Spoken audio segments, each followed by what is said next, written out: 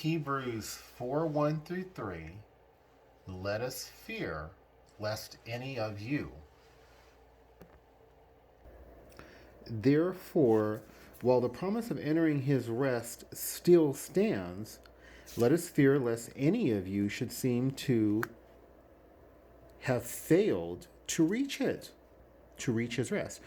For good news came to us just as to them, but the message they heard did not benefit them because they were not united by faith with those who listened. For we who have believed enter that rest, as he has said, as I swore in my wrath, they shall not enter my rest, although his works were finished from the foundation of the world. So I'm saying this because a lot of TIs don't seem to want to understand. Just like anyone else who knows the Lord and is suffering and automatically wants to be self-righteous about it. I'm suffering, I'm an innocent, and I'm an angel. No, you're suffering. You don't deserve to be suffering. I don't deserve it, but I'm not an angel, okay?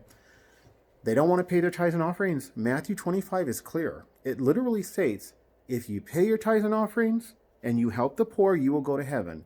If you do not, you will not go to heaven. They want to pretend like they're too much above paying tithes and offerings or even discussing that, when in reality, they're not willing to pay tithes and offerings. They're not generous and they're not helping the poor. That is one of the main things people are doing that is not allowing them to experience God's power working in their life and showing them that this TI program, this targeted individual program, is really not a big deal when the Most High God of the Bible is a shield and a buckler to you, a force field around you. Arrows may be hitting you, but they stick into your shield. That is God.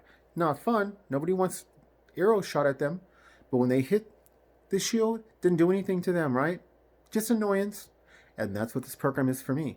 And that includes ultrasonic weapons, DEWs, sound, helicopters, neighbors, all of it. God is a force field about me, so it does not have the intended effect. It's just a minor annoyance. This program can be like that for you, and you can get better and better as time passes and more able to function as you get to know the Lord, the more he will fight for you. But many of you beautiful born-again TIs, you will not pay your tithes and offerings.